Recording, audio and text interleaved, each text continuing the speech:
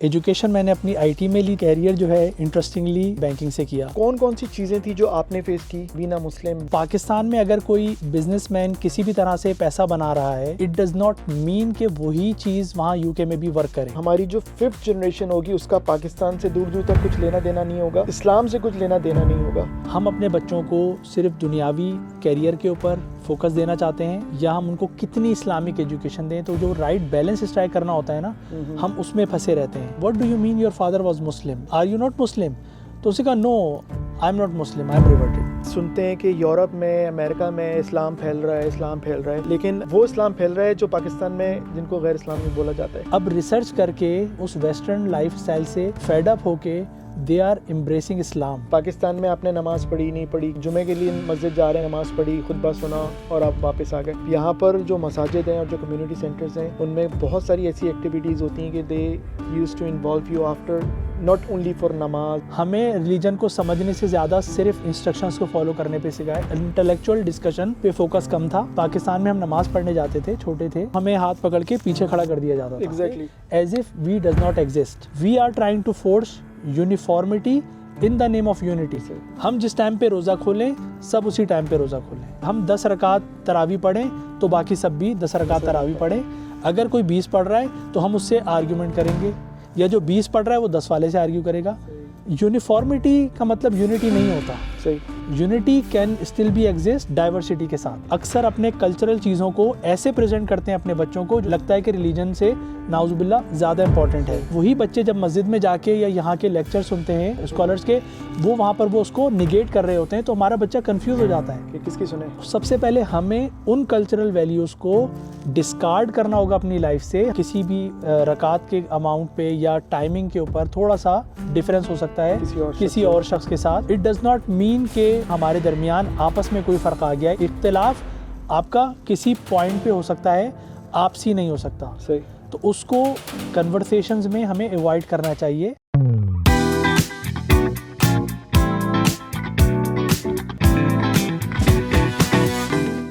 अस्सलाम वालेकुम दोस्तों, मेरा नाम है सईद अली दानिश और आप देख रहे हैं unscripted podcast on my YouTube channel Danish on the go. दोस्तों, आज से मैं एक नए पॉडकास्ट का सीरीज़ का सिलसिला शुरू कर रहा हूं, जिसमें मैं अपने दोस्तों से और जो यूएस में बेस्ड पाकिस्तानी और देसी कम्युनिटी से ताल्लुक़ रखने वाले लोग हैं उनसे गुफ्तगू करेंगे। सो यहाँ जो मौजूद है पाकिस्तानी और देसी कम्युनिटी, हम उनसे इस पॉडकास्ट में बात करेंगे। बिज़नेस ऑनर्स और जो प्रोफेशनल्स हैं उनसे हम इन पॉडकास्ट में बात करेंगे। सो आज का जो पहला पॉडकास्ट है वो मेरे दोस्त इमरानुल इस्लाम के साथ है। He is also from Karachi. इन्होंने कराची से माइग्रेट किया ऑस्ट्रेलिया और ऑस्ट्रेलिया से माइग्रेट किया यूएस। आज के पॉडकास्ट में मैं इनसे बात करूंगा उनके जो प्रोफेशनल बैकग्राउंड है उसके हवाले से, और उनको जो फैमिली और जो पेरेंटिंग की जो मुश्किलात एक इमिग्रेंट को होती है मूव करके यूएस या दूसरे ममालिक में, उस पे हम बात करेंगे। तो पॉडकास्ट पूरे देखिएगा, आखिर तक देखिएगा। और आपने अगर अभी तक मेरे चैनल को सब्सक्राइब नहीं किया तो please do subscribe my channel, ताकि आपको इसी तरह का मज़े का कंटेंट देखने को मिले। तो चलें इमरान भाई से आज की गुफ्तगू का आगाज़ करते हैं। Thank you so much Imran भाई, thank you for your time. और इमरान भाई से आज हम गुफ्तगू करेंगे। इमरान भाई का ताल्लुक़ है कराची से और इन्होंने घाट घाट का पानी पिया हुआ है। कराची से इन्होंने हिजरत की थी पहले ऑस्ट्रेलिया, और ऑस्ट्रेलिया के बाद ये घूम फिर के आप इस वक्त मौजूद हैं मिशिगन में। और इनको मैं पिछले मेरे ख़्याल में 3-4 साल से तो जानता हूँ। इनके साथ मेरी पहली मुलाकात हुई थी क्रिकेट फील्ड पे, और उसके बाद जब मैं अपना बिज़नेस इस्टेब्लिश कर रहा था और वक्तन मुझे जब कोई एक ज़रूरत पड़ती थी एक अच्छी एडवाइस की, तो मैं हमेशा इनको तकलीफ़ देता था और इमरान भाई से मुझे हमेशा एक अच्छी एडवाइस मिली है। तो मैंने सोचा कि आज की जो अपनी ये पॉडकास्ट का जो एक नया सिलसिला है तो इमरान भाई के साथ शुरू किया जाए, और इमरान भाई से मालूमात लेते हैं और इनकी ज़िंदगी के बारे में पूछते हैं, और इनके एक्सपीरियंस से कोशिश करेंगे कि इनके एक्सपीरियंस से जो दूसरे लोग हैं जो पाकिस्तान से बाहर आके, जो स्पेशली जो प्रोफेशनल्स हैं जो बैंकिंग से या जिनका आईटी से रिलेटेड प्रोफेशनल्स हैं, वो जब हिजरत करते हैं, जब इमिग्रेंट होते हैं या जॉब के हवाले से दूसरे मुल्कों में जाते हैं, तो इनके एक्सपीरियंस से हम कोशिश करेंगे कि आपको थोड़ा सा भी फ़ायदा हो, तो इस पॉडकास्ट का मकसद यही होगा। और हम समझेंगे कि आज की जो ये गुफ्तगू है उसमें उसका लुब्बुल-लबाब अगर आपको 10% भी समझ में आता है या उसको आप अपनी प्रैक्टिकल ज़िंदगी में इम्प्लीमेंट करने में कामयाब होते हैं, तो हमारा आज की ये मेहनत जो काविश है वो थोड़ा सा रंग लाएगी। तो इमरान भाई, सबसे पहले तो ये बताएं कि कहाँ से आपने तालीम ली और क्या आपकी ज़िंदगी का इनिशियल स्टेज थी? अस्सलाम वालेकुम। सबसे पहले तो दानिश भाई बहुत बहुत शुक्रिया कि आपने मुझे इस काबिल समझा कि मैं इस पॉडकास्ट पे आके आपके साथ इस नशिस्त में बैठ के अपने एक्सपीरियंसेस और अपने बारे में और ऑब्जर्वेशन शेयर कर सकूं उन लोगों के लिए जो या तो इमिग्रेशन करने का सोच रहे हैं, या वो मुस्लिम पेरेंट्स फ्रॉम इंडिया, पाकिस्तान और बांग्लादेश जो कि इमिग्रेंट हैं, वेस्टर्न कंट्रीज़ में लिव कर रहे हैं और अपने बच्चों के फ्यूचर के बारे में वो अपने कंसर्न्स को शेयर करते हैं। तो जहाँ तक रही मेरी इंट्रोडक्शन की बात, तो जैसा आपने ज़िक्र किया कि मैं कराची में पैदा हुआ, पला बड़ा, वहीं पे मैंने अपनी एजुकेशन हासिल की, कंप्यूटर साइंस की। फिर उसके बाद मैंने वहाँ से माइग्रेशन की ऑस्ट्रेलिया में एज ए स्टूडेंट नहीं गया था, मैंने अपनी परमानेंट रेजिडेंसी पाकिस्तान से ही अप्लाई की थी और अल्हम्दुलिल्लाह मैं वहाँ इमिग्रेशन पे गया था। ऑस्ट्रेलिया में मैंने 10 साल गुजारे। ऑस्ट्रेलिया जब मैं गया था तो मैं सिंगल था, फिर पाकिस्तान आके मैंने शादी की 1 साल बाद, फिर वाइफ़ के साथ अपनी जो कपल्स की लाइफ होती है, मैरिड लाइफ, वहाँ से स्टार्ट की और फिर वहीं पे ही मेरे दोनों बच्चे, बेटा और बेटी, वहाँ पे अल्लाह सुब्हानहू व तआला ने मुझे इनायत किए। ऑस्ट्रेलिया में एक टाइम के बाद मुझे लगा कि मुझे और कुछ करना है ग्रोथ के लिए, और अल्हम्दुलिल्लाह वहाँ का फर्स्ट वर्ल्ड कंट्री का, वेस्टर्न कंट्री का मेरे पास एक्सपोजर था, एक्सपीरियंस था। तो उसके बाद मैंने अमेरिका का रुख किया। अमेरिका में मैं पिछले 6 साल से मैं यहाँ पे हूँ और आपसे माशाल्लाह से मेरी 4 साल से दोस्ती है, मुलाकात है, और यहाँ पर भी अल्हम्दुलिल्लाह अपना कैरियर मैं परस्यू कर रहा हूँ। और लाइफ के उन स्टेजेस से अब मैं गुज़र रहा हूँ पेरेंटिंग की, जो बड़ी क्रिटिकल हैं, जो कि मेक और ब्रेक मोमेंट है for me and my family. कि अगर मैं पेरेंटिंग में अपनी चीज़ें अपने बच्चों के लिए सही करता हूँ, डिसीजन सही लेता हूँ, एग्जीक्यूशन सही करता हूँ, तो मेरी नस्ल, जो मेरी जनरेशन्स हैं आगे, they will be on the right path इंशाअल्लाह ताला। और अगर मुझसे कोई भूल चूक होती है एज अ पेरेंट, या मैं कोई चीज़ें सही नहीं कर पाता, निग्लिजेंस करता हूँ, या थ्रेट्स को नहीं अंडरस्टैंड कर पाऊँगा, तो इट विल हर्ट और रिस्क माय फ्यूचर जनरेशन्स ईमान, जो कि सबसे बड़ी थ्रेट है मेरे लिए, मेरी नज़र में। और यही मेरा जो, क्योंकि जब आपने मुझसे ज़िक्र किया, आपने मुझे कई मरतबा कहा कि इमरान भाई मैं आपके साथ बैठना चाह रहा हूँ और कुछ हम रिकॉर्ड करते हैं, तो कई मरतबा मैंने अपने आप से सवाल किया कि मैं क्या ऑफ़र कर सकता हूँ ऐसी चीज़, या मैं कोई ऐसी चीज़ मैं क्या बता सकता हूँ लोगों को जिससे किसी को फ़ायदा हो सकता है। तो बार बार मुझे ये ख़्याल आया कि जो मेरे पास एक वैरायटी ऑफ एक्सपीरियंस है डिफरेंट कंट्रीज़ का, और जिस तरीके से मैं दुनिया को देख रहा हूँ, या मैंने लोगों को देखा है ऑस्ट्रेलिया में जो मुझसे पहले आबाद हुए, जहाँ पे उन्होंने अपने बच्चों को पाल पोस के बड़ा किया, तो मेरे पास अच्छी एग्जांपल्स भी मैंने देखी, मैंने ख़राब ऐसी एग्जांपल्स भी देखी कि जो अल्लाह ना करे किसी पेरेंट के साथ हो, और यहाँ पर भी मैं देख रहा हूँ वक्तन फ़वक्तन। तो मैंने ये सोचा कि यही चीज़ है ऐसी कि जो मैं ऑफ़र कर सकता हूँ अपने एनालिसिस, अपनी ऑब्ज़र्वेशन और अपनी कुछ रिकमेंडेशंस, जो इस नीयत से नहीं कि मैंने वो फार्मूला वर्कआउट कर लिया है जिससे जो है आप अगर पेरेंटिंग करेंगे तो बच्चे, आपके पास गारंटी है, वो तो अल्लाह सुब्हानहू व तआला के सिवा कोई ज़ात नहीं दे सकती। लेकिन जो मैं अपने लिए समझता हूँ, क्योंकि हुज़ूर सल्लल्लाहु अलैहि वसल्लम की वो हदीस है जिसका मफ़हूम है कि आपका ईमान उस वक्त तक कामिल नहीं हो सकता जब तक आप अपने भाई के लिए वो चीज़ पसंद ना करो जो आप अपने लिए पसंद नहीं कर सकते। तो जो आज की जो कन्वर्सेशन है दानिश भाई, मैं ये समझता हूँ कि जो मैं अपने एक्सपीरियंसेस शेयर कर रहा हूँ या मैं सजेशन दे रहा हूँ, ये मैं उस नेक नियति के साथ कर रहा हूँ कि जो मैं अपने ऊपर अप्लाई कर रहा हूँ, अपने बच्चों के ऊपर अप्लाई कर रहा हूँ, वही मैं शेयर कर रहा हूँ, ताकि अगर उससे किसी को कोई फ़ायदा पहुँच सके। अच्छा, शुरू से करते हैं कि कराची में आपका जो मेजर्स था वो क्या था, आईटी था या बैंकिंग था? और जो कराची में आपने शुरू किया, आपकी जो प्रोफेशनल लाइफ थी, वहाँ से शुरू करते हैं कि वो आपने किन किन इदारों में काम किया, ताकि एक समझने को, जो मेरे ऑडियंस हैं उनको समझने को एक आइडिया होगा कि आपकी स्टार्टिंग कहाँ से हुई थी, क्योंकि शुरुआत बहुत ज़रूरी होती है। और उसके बाद आप ऑस्ट्रेलिया गए, ऑस्ट्रेलिया में आपने किस सन में गए और क्या क्या आपने वहाँ किया, उसके बाद फिर हम मिशिगन में तो आखिर में पहुंचते हैं।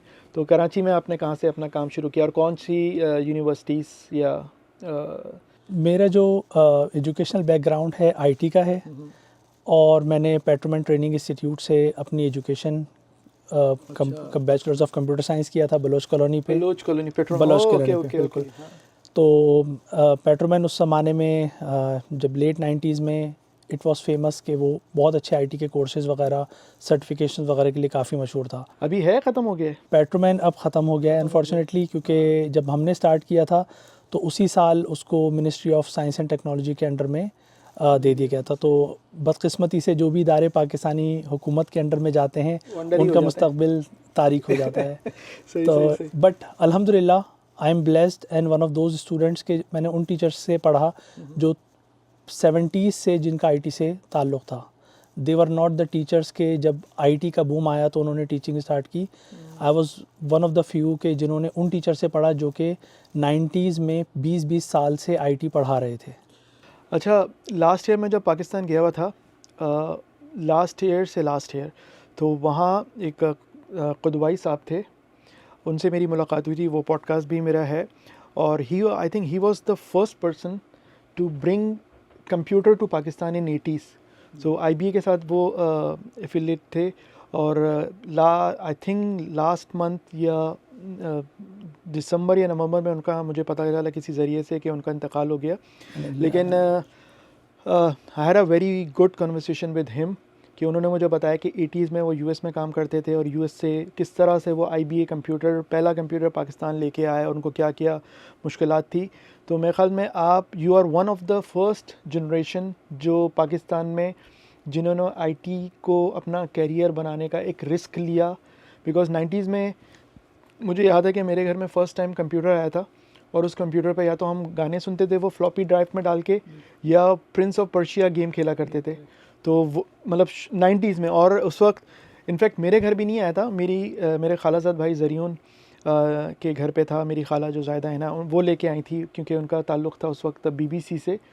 तो वो मेरे ख़्याल में गुलशन, जहाँ मेरी रिहाइश थी, गुलशन के एरिए में, या आई बिलीव के काफ़ी बड़े एरिए में वो वाहिद कंप्यूटर था 286 जो कहलाता था। तो वो उस वक्त तो मतलब कंप्यूटर का कोई एक रुझान भी नहीं था। तो 90s में अगर आपने ये कैरियर का बोले तो मतलब it's a big risk. I won't say that a risk, क्योंकि and it was not a calculated decision. Okay. It was an impulsive decision at that time, क्योंकि मैं आपसे थोड़ा सा शेयर करूँगा उसका बैकग्राउंड। जब मैं 8th क्लास में था तो मैं मैथमेटिक्स के लिए मेरी इतनी ज़्यादा अच्छी नहीं थी, या मेरा इंटरेस्ट नहीं था। तो मेरे एक दोस्त था क्लास फेलो, उसके बड़े भाई जो है उनका एक कोचिंग सेंटर था। आपको पता है पाकिस्तान में कराची में कोचिंग सेंटर्स का रुझान है। तो मैंने उससे रिक्वेस्ट की कि यार मुझे ना आफ्टर स्कूल मुझे मैथ की ट्यूटरिंग चाहिए। तो उसने अब कहा कि मेरे ना बड़े भाई से आके मिलो, वो तुम्हें पढ़ा देंगे। तो जब फर्स्ट टाइम मैं उनके पास गया था तो उनके जो रूम में मुझे फ़र्स्ट टाइम 486 कंप्यूटर नज़र आया था। तो मुझे उस वक्त तक नहीं मालूम था कि ये क्या चीज़ है, क्योंकि उस वक्त तक जो मेरा इंटरेक्शन था किसी भी टेक्नोलॉजी से वो कैलकुलेटर से था। सही। तो उससे पहले मैंने कोई डिवाइस ऐसी, उससे मेरी इंटरेक्शन नहीं हुई थी जो मेरे लिए कोई कैलकुलेशन या कोई भी चीज़ इस तरह कर दे। तो मैं बड़ा फैसिनेट हुआ था, और मैंने उससे पूछा था कि यार ये क्या चीज़ है। तो ही सेड कि ये कंप्यूटर है, और इसमें जो है आप अपना टाइपिंग वगैरह भी कर सकते हैं, आप लेटर्स भी लिख सकते हैं। तो उस वक्त वही डॉस बेस्ड जो ब्लैक स्क्रीन पे आपके ग्रीन से कोड लिखा करते थे, तो वो सब चीज़ें। तो वो जो एक मोमेंट था ना, वो एक आप समझ लें कि एक बच्चे को कोई टॉय या कोई एक बहुत ज़्यादा चीज़ पसंद आ जाए, तो वो एक मोमेंट था जब मैंने डिसाइड किया था कि मैंने जो है कंप्यूटर साइंस पढ़नी है और मुझे कंप्यूटर सीखना है। उसके अलावा उसके पीछे कोई विजडम या कोई कहा जाए कि कैलकुलेशन या कैरियर की फोरकास्ट नहीं थी, क्योंकि जो मेरा फैमिली बैकग्राउंड था मेजॉरिटी माशाल्लाह से सब बैंकिंग से बिलोंग करते थे। तो ज़्यादातर फाइनेंस और उस साइड से, and I was the first one जिसने कंप्यूटर साइंस पिक की थी अपनी फैमिली में। तो इस बट इट वर्कड आउट अल्हम्दुलिल्लाह, अल्लाह सुब्हानहू व तआला की तरफ से। इसमें मेरा कोई इतना कमाल वैसे नहीं है। फिर आपने किस मतलब वहाँ से आपने ग़ालिबन सर्टिफिकेशंस की होंगी? मैंने बैचलर्स ऑफ कंप्यूटर साइंस पूरा अपना 3 इयर्स का जो बैचलर्स प्रोग्राम था वो वहाँ से कंप्लीट किया, क्योंकि उस वक्त जब वो गवर्नमेंट के अंडर में आया था तो it was eligible as a university सही था ये इंस्टीट्यूट। मेरे ख्याल में टेक्निकल बोर्ड के अंडर गया था, if I am not mistaken. Technical board के अंडर पहले था। ओके, ये TTC मैंने जो बोलते थे, जी जी जी टेक्निकल जी जी जी टेक्निकल ट्रेनिंग सेंटर। ओके ये 2001 में 2002 में मिनिस्ट्री ऑफ साइंस और टेक्नोलॉजी के अंडर में आया था, डॉक्टर अतौर रहमान ओके, जो उस वक्त education minister, higher education education commission के exactly. वो बने थे मुशर्रफ के दौर में। मुशर्रफ तो के दौर में, वहाँ से फिर जो है ये डिग्री पेट्रोमैन ने अपनी देना शुरू कर दी थी। तो that's why we were the few batches, early few batches जिन्होंने वहाँ से अपना बैचलर्स करा था। किया था। उसके बाद फिर आपने अपना कैरियर शुरू किया। अपना कैरियर मैंने एजुकेशन मैंने अपनी आईटी में ली थी, लेकिन मेरा कैरियर जो है इंटरेस्टिंगली और मेरे ख्याल में स्टार्ट इस तरह किया कि मैंने बैंकिंग से किया। उसका भी वजह यही थी कि फैमिली लेगेसी तो थी, या कोई पर्ची लगी थी पहली जॉब? पर्ची तो लगी थी to get into the door, I will not deny that. लेकिन जो डिसीजन था मेरा वो इस बेसिस पे था कि जब मैंने कंप्यूटर साइंस पढ़ना शुरू करी, और आई थिंक ये बड़ा इंटरेस्टिंग है उन लोगों के लिए जो अपना कैरियर डिसाइड करना चाहते हैं, उनको पता होना चाहिए कि what suits them. Computer science की एजुकेशन जब मैंने 3 साल मैंने पढ़ा तो मुझे इतनी डिफ़िकल्टी नहीं हुई, क्योंकि इट वाज माय पैशन, तो मुझे बड़ा मज़ा आता था पढ़ने में। लेकिन मैंने उसी दौरान मेरे कुछ दोस्त शाहराह फैसल पे सॉफ्टवेयर हाउसेस खुल गए थे 90s में, जब Y2K बग का काफ़ी ज़्यादा वो चल रहा था 2099 और 2001 के। तो शाहराह फैसल पे मेन बहुत सारे सॉफ्टवेयर हाउसेस खुल गए थे। तो मेरे कुछ दोस्त वहाँ इवनिंग में जॉब करते थे, नाइट की जॉब करते थे as a software quality reviewer, quality testers और कॉल सेंटर्स में। तो एक दो दफ़ा मेरा उनके पास जाने का इत्तेफाक हुआ कि मैंने देखा कि किस तरह काम करते हैं। तो when I went there I saw कि they were just sitting in front of computer. या तो उनके पास बिजनेस रिक्वायरमेंट्स डॉक्यूमेंट की फॉर्म में क्लाइंट से आती थी और वो उसके ऊपर कोडिंग कर रहे होते थे पूरा वक्त बैठ के 8-8 घंटे, या फिर जो है उनको कोई बग आ जाता था तो वो बग फिक्स करने के लिए इन्वेस्टिगेशन कर रहे होते थे। And that was not my personality. तो by the last year of my education I decided कि ये रोल मैं नहीं कर सकता एज अ डेवलपर या coder. I can not work like that. I can not sit in front of computer not talking to the people, not understanding the problem कि actual real life में प्रॉब्लम बिजनेस की क्या हो रही हो, because I love to talk to people, I love to solve business problems. तो मैंने अपने दोस्तों से ये जिक्र किया कि आई टॉक टू देम कि यार मैं डेवलपर नहीं बन सकता because this is not me. Although I love computer science, I love coding, programming, but I can not just sit in front of computer and just coding कर सकता। इत्तेफाक से मेरा जैसे ही अपना कोर्स कंप्लीट हुआ, मैं उस वक्त एक कुरियर सर्विस में as assistant manager computer program में काम कर रहा था। मेरे कज़न की I would like to name him Mudassir Niazi. He was in Faysal bank at that time. He called me, he said के यार I have an opportunity, would you be interested? मैंने कहा व्हाई नॉट। तो उसने कहा कि I can get you to the table of interview but rest तुम्हारे ऊपर है। तो अल्हम्दुलिल्लाह वहाँ से मैंने स्टार्ट लिया था। फिर उसके बाद मैंने फैसल बैंक में 1 साल काम किया। फैसल बैंक के बाद मुझे स्टैंडर्ड चार्टर्ड में अपॉर्चुनिटी मिली। उस वक्त स्टैंडर्ड चार्टर्ड बैंक पाकिस्तान का one of the first banks जो MIS स्ट्रेटजी एनालिटिक्स यूनिट अपना बना रहे थे। तो उस वक्त तक जो है पाकिस्तान में, इवन जब तक मैंने पाकिस्तान छोड़ा है, स्ट्रेटजी एनालिटिक्स का कॉन्सेप्ट नहीं था। Everyone used to talk about MIS या रिपोर्ट्स, MIS या reports. But I was again blessed कि उस टाइम पे मुझे वो अपॉर्चुनिटी मिली एंड वो डिपार्टमेंट सेटअप करने में, वहाँ पर मुझे काम करने का मौका मिला। तो आई started working in the business intelligence, जिसको आज हम कहते हैं डाटा एनालिटिक्स, जिसको आज हम कहते हैं। I started working there in 2004 standard chartered में। 2 साल मैंने स्टैंडर्ड चार्टर्ड में काम किया। वहाँ से फिर मैं हबीब बैंक गया कुछ अरसे के लिए। हबीब बैंक उस वक्त प्राइवेटाइज हो चुका था, तो मुझे ये था कि चलो प्राइवेटाइज हो गया है, I can go there and contribute something. But I think जो कल्चर होता है इट टेक्स टाइम। तो वो जो कल्चर था वहाँ का उस वक्त तक इतना प्राइवेटाइज नहीं हुआ था, सिर्फ एज अ बुक और एज अ ऑर्गेनाइजेशन वो प्राइवेटाइज हो चुके थे। फिर मुझे अपॉर्चुनिटी मिली दुबई इस्लामिक बैंक में। दुबई इस्लामिक बैंक में भी सेम चैलेंज था कि दुबई इस्लामिक बैंक 2005 में स्टार्ट हुआ था और 2000 में स्टार्ट हुआ था। And they were doing really good in terms of mortgage and secured financing, auto financing में और मॉर्गेजेस में। तो मुझे वहाँ पर वही अपॉर्चुनिटी मिली to set up the same department जो कि स्टैंडर्ड चार्टर्ड में किया था। तो आई वेंट देयर और वहाँ पे मैंने काम शुरू किया। जब तक मैं पाकिस्तान में दुबई इस्लामिक बैंक में था, आई नेवर लुक्ड अराउंड कि मुझे कहीं और जाना है, because I was so satisfied with my work and job.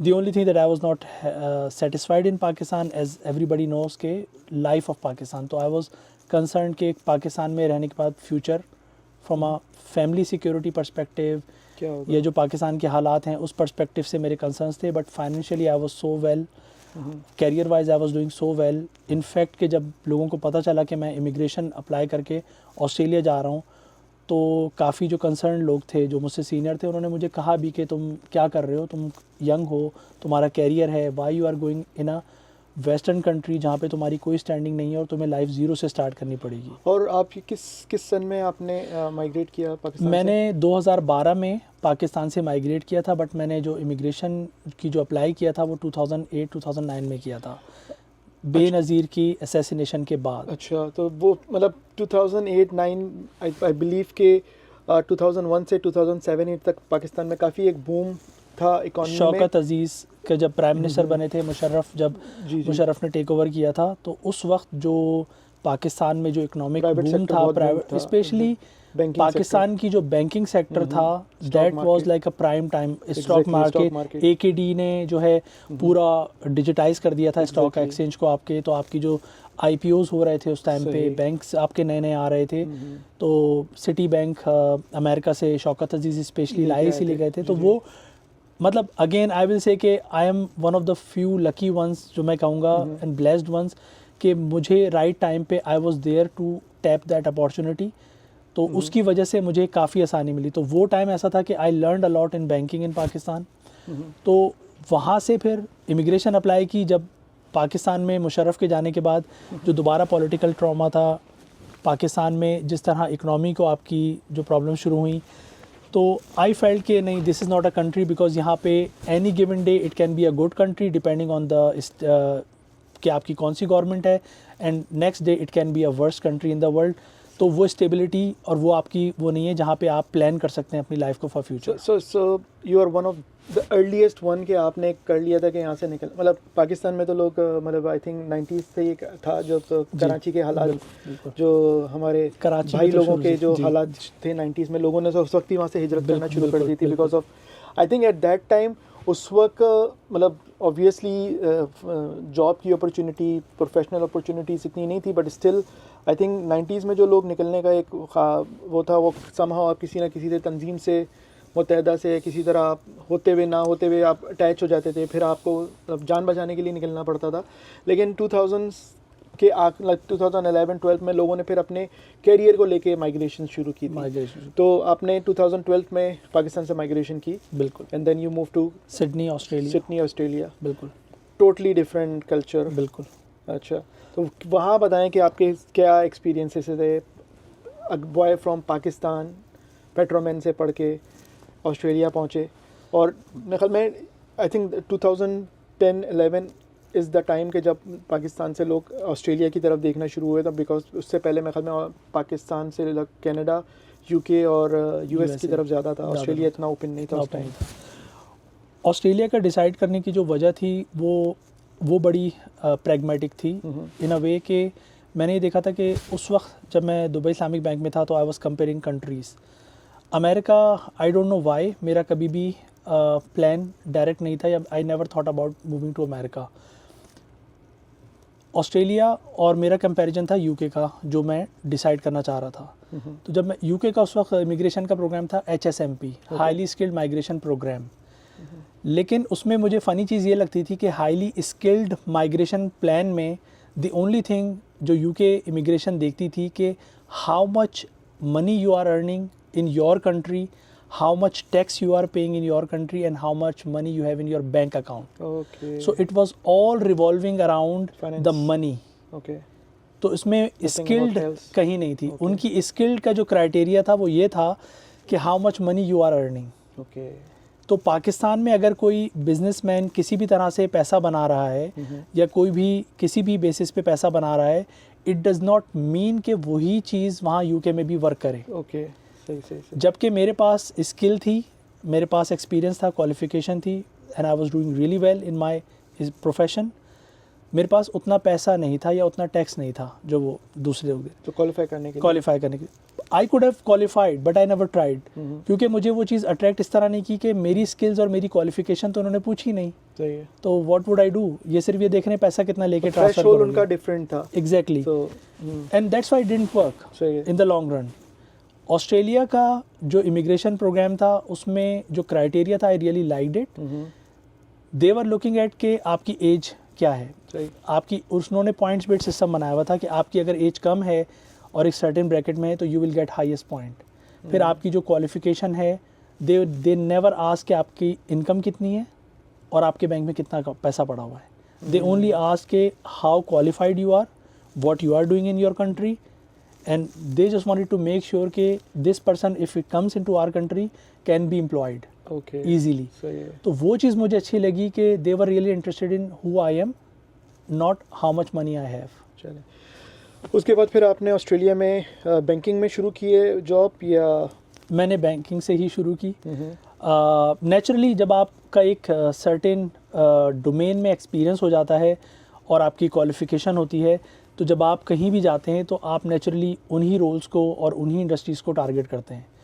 तो जब मेरी इमिग्रेशन हो गई थी तो I was how would I से कि मैंने उसकी जो रिसर्च थी या जो उसकी जो पहले से प्लानिंग थी वो मैंने, क्योंकि आई न्यू कि मैं इमिग्रेशन पे जा रहा हूँ, तो मैंने पाकिस्तान से ही जो रिक्रूटमेंट कंपनीज होती हैं, जो रिक्रूटर्स होते हैं, उनको contact, and I think this will be a valuable lesson for those who wants to apply for jobs into different countries.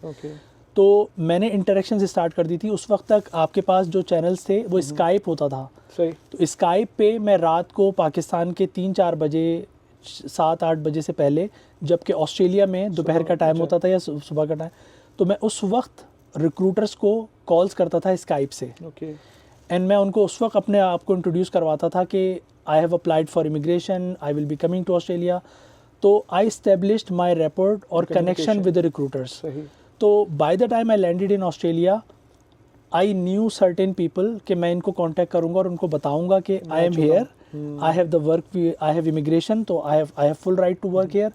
तो वो चीज़ ने मुझे काफ़ी हेल्प किया था। तो अगेन अल्लाह ताला की ब्लेसिंग्स, तो वो कहते हैं ना कि और अल्लाह सुब्हानो ताला की कौन कौन सी नेमतों को जुटलाओगे, तो ये भी एक नेमत थी कि मुझे 17-18 डेज़ में ही ऑस्ट्रेलिया में जॉब मिल गई थी। तो वहाँ से मैंने अपना फिर ऑस्ट्रेलिया में कैरियर स्टार्ट किया, again restarted my career in Australia.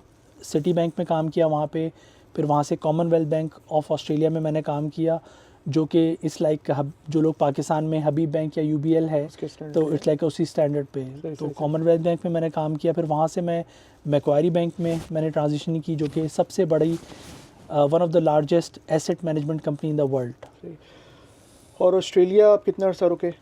Australia में मैं 9 साल मैंने ऑस्ट्रेलिया में लगाया अपनी लाइफ। और फिर ऑस्ट्रेलिया से व्हाट मेक्स यू थिंक कि आपको ऑस्ट्रेलिया में नहीं रुकना चाहिए, ऑस्ट्रेलिया से आप यूएस में आना चाहिए? बिकॉज अगर आप मतलब एक if you think about like ordinary Pakistani guy, Pakistan से आजकल के दौर में अगर देखें, पाकिस्तान से अगर आप भाग जाते हैं, आपको किसी और मुल्क का मतलब, अब तो मतलब कहना चाहिए कि एक ज़माने में होता था कि टके का आदमी नहीं है, अब अनफॉर्चुनेटली टका भी पाकिस्तान से मेरे ख्याल में 1 टका भी 2.5 से 3 रुपए का हो गया है। जी। तो मतलब अगर एक पाकिस्तान का आदमी बाहर जाता था तो उसको ये होता था now I need to settle over here, Australia is not a bad choice. और सिडनी में थे और मेलबर्न में थे, तो those are like developed citizen as a citizen. So what are your thought at that time कि आपने सोचा कि नहीं यार ऑस्ट्रेलिया भी नहीं, यहाँ से हमें यूएस जाना है या यूएस के लिए ट्राई करना है? वहाँ अपॉर्चुनिटीज़ नहीं थी या वहाँ का कल्चर? और हम इस पर दोबारा आएंगे कि असल का जो आज ये है कि प्रोफेशनली एक अलग चीज़ है और कल्चर वाइज और जो हमारी वैल्यूज़ हैं, तो वो आपको वहाँ वो नहीं टच की या वहाँ आपको वो सेटिस्फाई नहीं थे। तो आप ये मुझे बताएं कि आप ऑस्ट्रेलिया से आपने कब और क्यों सोचा कि आपको यूएस आना है? उसकी 3 कभी भी जब इंसान फैसला करता है तो कोई एक चीज़ समटाइम्स इतनी नहीं होती, उसका एक कलेक्टिव आपका एक पैकेज बनता है जिसकी बेस पे आप वे इन करके सारे ऑप्शंस को आप कहते हो कि यार आई थिंक ये मुझे करना चाहिए। तो मैं कोई एक ऐसी चीज़ ये नहीं कहूँगा कि सिर्फ एक चीज़ थी जिसने मुझे कन्विंस किया या मुझे कंपेल किया to move out of Australia. Australia ने मुझे वेलकम किया। ऑस्ट्रेलिया के बारे में जो परसेप्शन है कि रेसिज्म है या इस तरह का I never felt that I think इन इस 9 वक्त years अमेरिका ऑफ से ज़्यादा तो कहीं पे भी रेसिज्म नहीं होगा दुनिया ठीक के है, किसी बिल्कुल। किसी हिस्से में नहीं होगा। तो I was welcome there, Australian citizen हूँ, मेरे बच्चे ऑस्ट्रेलियन बॉर्न हैं, सही। तो वी लव ऑस्ट्रेलिया, तो उसमें कोई वो नहीं है। लेकिन 3 चीज़ें थी जिसने मुझे कन्विंस किया to move out of Australia. पहली चीज़ ये थी कि ऑस्ट्रेलिया में हमारी कोई फैमिली मतलब एज सच नहीं थी सही। मेरी या मेरी वाइफ की तरफ से। अल्हम्दुलिल्लाह वहाँ पे बहुत सारे फैमिली फ्रेंड्स हैं अभी भी, और हम उनसे कनेक्टेड हैं। हमारा हमेशा दिल चाहता है कि उनसे जाके वापस मिलें, लेकिन जो कहा जाए कि जो ब्लड रिलेटिव्स या एक्सटेंडेड फैमिली वो नहीं थी। दूसरी चीज़ ये थी कि ऑस्ट्रेलिया में मैं सिडनी में रहता था, तो सिडनी की लाइफ इस तरह से थी कि जैसे अमेरिका में जो लोग रहते हैं कि जो न्यू जर्सी या न्यूयॉर्क की लाइफ है कि मैं सुबह 7 बजे मुझे ट्रेन लेनी है और मैं 1 घंटा ट्रेन में जाऊंगा डाउनटाउन, और वहाँ से फिर मैं जॉब करके फिर शाम को फिर 1 घंटा। तो जब बच्चे मेरे बड़े होने शुरू हुए, स्कूल जाना शुरू हुआ दाइन, तो मुझे ये फीलिंग आई कि मेरा टाइम जो है बच्चों के साथ मैं नहीं दे पाऊँगा इस लाइफ में, स्पेशली सिडनी की। और ऑस्ट्रेलिया में economic opportunities are concentrated in only 3 to 4 cities maximum. Sydney, Melbourne, Canberra, या आपका क्वींसलैंड में आप वहाँ चले जाएं, ब्रिस्बेन या एडलेड। बाकी जो ऑस्ट्रेलिया है वहाँ पे स्टैगर्ड नहीं है opportunities, you have to make a choice कि आपको फिर इन्हीं कंट्री सिटीज़ में रहना है। तो वो मेरे लिए डिफ़िकल्ट था।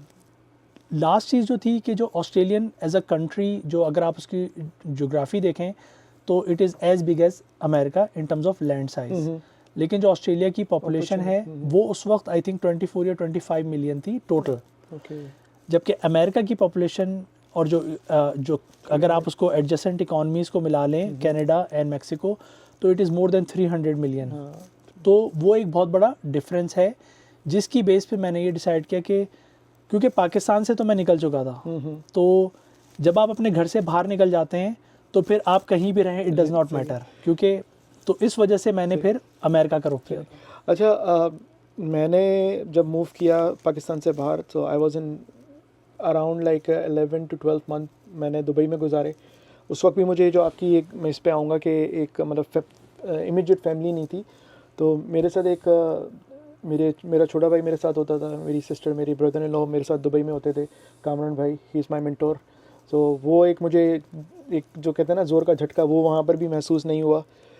यूएस आने के बाद भी मतलब मेरी जो वाइफ की इमीडिएट फैमिलीज़ है वो यहाँ पर हैं, तो वो चीज़ मुझे यहाँ पर भी उस तरह से महसूस नहीं हुई। कितना एक मतलब आई can not, I never experience वो फीलिंग। और मैं यहाँ बहुत सारे हमारे ऐसे दोस्त हैं जो बेचारे, खैर बेचारे तो नहीं बोलूँगा, लेकिन जिनकी यहाँ फैमिलीज़ नहीं है। तो वो क्या मतलब ये इतना बड़ा फैक्टर होता है कि अगर आपकी इमीडिएट फैमिलीज़ आपके साथ नहीं हो तो हाउ दैट फील, कि वो क्या एक फीलिंग्स होती हैं। और ये बहुत ज़रूरी है कि अगर आप जब माइग्रेट करें, जब आपने सोच लिया कि आप अपनी फैमिली, अपने माँ बाप, बहन भाइयों को छोड़ के जा रहे हैं, that thing is always on your mind कि आप अपनी इमीडिएट फैमिली, दोस्त, बचपन के दोस्त, रात को बैठना चाय के ढाबों पे और इस तरह से वो करना, वो चीज़ आप जब जा रहे होते हैं तो यू नो कि you gonna miss those things. So ये क्या एक फैक्टर होता है, कितना इंपॉर्टेंट होता है ये फैक्टर? आई थिंक ये इंडिविजुअल पे डिपेंड करता है, क्योंकि कुछ लोग होते हैं जो कि ये डिसाइड कर लेते हैं कि उन्हें अपनी फैमिली के साथ या क्लोज़ फ्रेंडशिप ज़्यादा इम्पॉर्टेंट है, और समटाइम्स नीड्स ऐसी हो जाती हैं, सिचुएशन ऐसी हो जाती है कि आप ना चाहते हुए भी you have to move out, क्योंकि इकोनॉमिक रीजंस होते हैं पीछे। उसी फैमिली को जिसको आप छोड़ना नहीं चाहते, आपको छोड़ना पड़ता है कि आपको बेटर कैरियर बनाना है, so that you can support them. तो ये चीज़ जो है, मैं इसको ये नहीं कहूँगा कि कोई एक वजह है। मैं अपने जब ऊपर होता है तो इंसान बर्दाश्त कर लेता है। तो जैसे मैं माइग्रेट किया तो I was the first one two move out of my family. मेरे बड़े भाई हैं, छोटे भाई है, मेरी बहन है, मेरी वालदा है पाकिस्तान में, सब मेरे जो है इमीडिएट वहीं भी हैं। And no one ever moved out of the house and I was the first one जो कि फिर पूरा ही पाकिस्तान से ही बाहर चला गया। तो it was not easy, but at the same time कि जो why I was doing it, why I was moving out was really important for my family back in Pakistan. सही। लेकिन जब आप ऑस्ट्रेलिया में सिटीज़न हो जाते हैं और आपके पास पासपोर्ट होता है, तो अब आपकी नीड्स और आपकी थिंकिंग उसी हिसाब से चेंज हो जाती है। तो जो मेरा रीज़न था मूव करने का टूवर्ड्स के मेरी वाइफ़ की फैमिली यहाँ पर है, तो बच्चों के लिए एक ऑप्शन है कि they can travel and they can go, although they are in a different state, but we can still meet them. तो बच्चों के लिए वो मेरे लिए आई थिंक ज़्यादा इंपॉर्टेंट था बनस्बत के मेरे और मेरी वाइफ के लिए। तो we were still okay to live कि जहाँ पर हमारी इमीडिएट फैमिली, बिकॉज हमारे वहाँ फैमिली फ्रेंड्स थे, तो हमारी जो सोशल नीड्स थी या जो सेंटिमेंटल या इमोशनल नीड्स थी जो सेम कल्चर में होती हैं वो तो हमारी मीट हो रही थी। लेकिन हमारे बच्चों के हिसाब से we wanted to give them के उनके लिए होना चाहिए कज़न्स वगैरह या कोई जहाँ पर वो मिल सके। तो ये बेसिकली रीज़न था जिसको मैंने ऐड किया अपने ओवरऑल उस डिसीजन में। इकोनॉमिक के जो अमेरिकन इकोनॉमिक्स है वो उसका स्केल ऑस्ट्रेलिया से बहुत ज़्यादा है। दूसरा कि मेरे लिए क्योंकि मेरे पास पासपोर्ट है तो वो एक होती है ना सोच के हम कहते हैं ना कि यार करके देख लेते हैं, नहीं हुआ तो क्या हुआ, वापस चले जाएंगे। तो आई अंडरस्टैंड कि जो पाकिस्तान, इंडिया या बांग्लादेश से जो लोग आते हैं they can not say that because they have to survive and यहाँ पर उनको रहना है, क्योंकि उनके पास पासपोर्ट उन कंट्रीज़ का है जहाँ पे वो नहीं रहना चाहते बदकिस्मती से, एंड इट्स अ फैक्ट। लेकिन मेरे पास वो अपॉर्चुनिटी थी, तो जो मेरे बड़े वहाँ पर जिनसे मेरी जो है डिस्कशन हुई, by the way by that time Australia में मेरी ननियाल में से मेरी अम्मी के कज़न्स वगैरह मेलबर्न मूव हो चुके थे। तो I will correct my self, मुझे जहन में नहीं रहा कि वो बाय दैट टाइम वहाँ मूव हो गए थे, लेकिन जब मैं गया था और जब मेरी शादी हुई थी तब वहाँ पर कोई फैमिली नहीं थी। तो सब ने मुझे ये कहा कि देखो तुमने पासपोर्ट लिया है ऑस्ट्रेलियन, अगर उसके बाद तुम एक ही जगह बैठ जाओगे तो what is the point of taking a passport of another country. The world is open for you, just go and try it out. अगर खुदा ना खास्ता if it doesn't work out तो you can always go back to Australia, you have a home. तो फिर इमरान भाई आप कौन से सन में आपने ऑस्ट्रेलिया को खैरबाद किया और आप यूएस आए? 2019 में टुवर्ड्स द एंड दिसंबर 2019 में मैं ऑस्ट्रेलिया से अमेरिका आया, और वो भी इसी तरह आया कि ऑस्ट्रेलिया से I started applying for roles here in America. तो मुझे एक जॉब ऑफ़र हुई कॉग्निसेंट कंसल्टिंग में, जो कि जिनका प्रोजेक्ट था मर्सिडीज़ बेंज फाइनेंशियल सर्विसेज के साथ। तो वो रोल मैंने एक्सेप्ट किया। उसके बाद मेरा वीज़ा की सारी जो प्रोसेसिंग आपको पता है वर्क वीज़ा पे होती है। तो मैं फिर यहाँ पे दिसंबर 2019 में just right before Covid move हुआ। सही चलें। और यहाँ पर अभी भी आप बैंकिंग और यही सारे इसी अपनी फील्ड? 3 साल का ब्रेक था बैंकिंग से। 1 साल मैंने कॉग्निसेंट टेक्नोलॉजी के साथ काम किया, डेटा एनालिस्ट। मेरा basically business architect slash product owner का रोल अब हो गया था, क्योंकि मैं ऑस्ट्रेलिया से जो मैंने अपने रोल को ट्रांजिशन किया था वो डिजिटल प्रोडक्ट डेवलपमेंट में। तो basically I am now a consultant जो कि डिजिटल प्रोडक्ट्स डेवलप करते हैं, और डोमेन जो है वो इंडस्ट्री जो है वो बैंकिंग की ही है। और इससे एक चीज़ का एक सबक मिलता है, या जो बोलते हैं कि दुनिया में फ़लाँ पासपोर्ट बहुत स्ट्रॉन्ग है या फ़लाँ पासपोर्ट बहुत वीक है, लेकिन अनफॉर्चुनेटली पाकिस्तानी पासपोर्ट वो बहुत वीक है, तो उसमें आपको कहीं का विज़िट वीज़ा मिलने की भी आपको जो चांसेस होते हैं वो बहुत कम हो जाते हैं। तो इससे हमको एक सबक ये भी मिलता है कि अगर आप किसी ऐसी कंट्री में हैं जहाँ का आपका पासपोर्ट बहुत स्ट्रॉन्ग है, so you have so many opportunities कि आप उसको कैश कर सकें, आप सोच सकें कि यार हम यहाँ से उठ के किसी और डेवलप कंट्री या किसी और कंट्री में हम जा सकते हैं, व्हाट्सएवर द रीजंस आर। सो इससे भी मतलब जो एक बोला जाता है कि पासपोर्ट की जो रैंकिंग है वो कितनी इंपॉर्टेंट होती है। And I think that was one of the factors कि आप ऑस्ट्रेलिया से इजीली यूएस में बिल्कुल कर सके। तो दानिश भाई 2 चीज़ें हैं इसमें कि एक तो ये कि आपके पास पासपोर्ट है तो यू ऑलवेज नो कि आप गो बैक।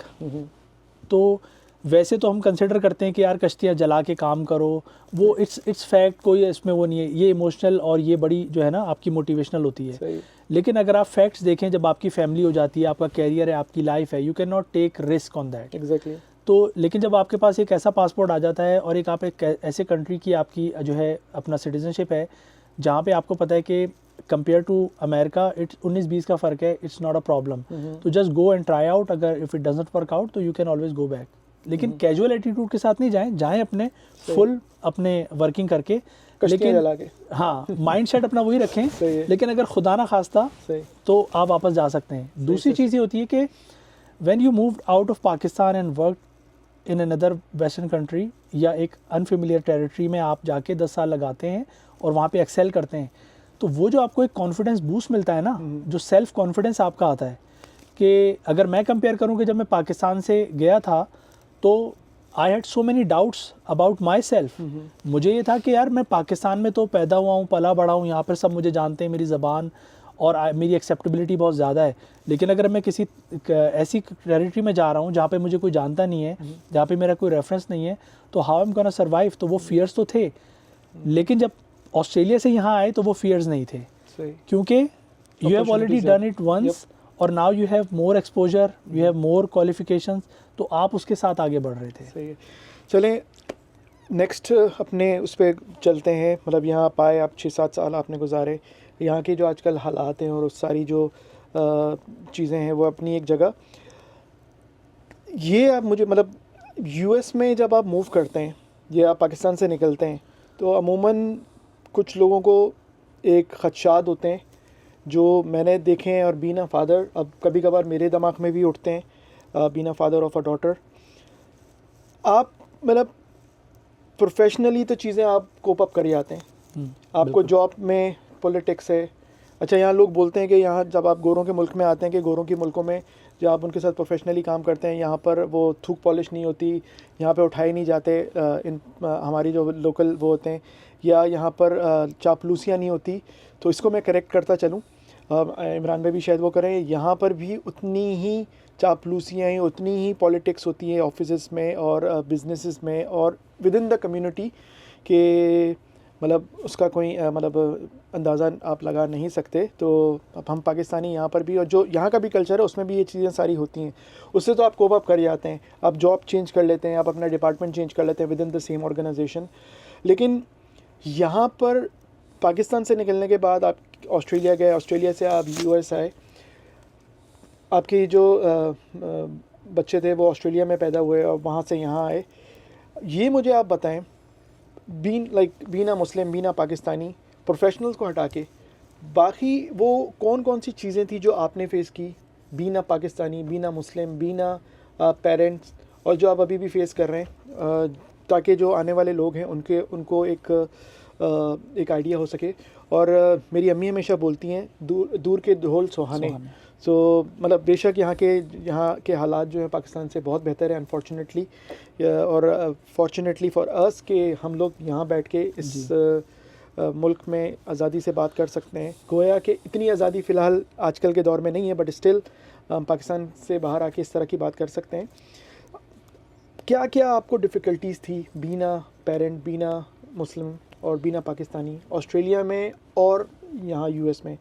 एक और बात मैं अपने ऐड करूँगा, आजकल लोग बहुत ज़्यादा सोचने लगे कि यूएस या यूरोपियन कंट्रीज़ हैं या कनाडाज़ हैं, और मैं बहुत सारी फैमिलीज़ को जानता हूँ, अब एक और माइग्रेशन हो रही है। जो लोग 10 साल 20 साल पहले आए थे स्टेब्लिश हो चुके हैं financially, professionally, now they are thinking about, मैं ऐसे 1-2 दोस्त मेरे हैं कि they are moving back to middle east.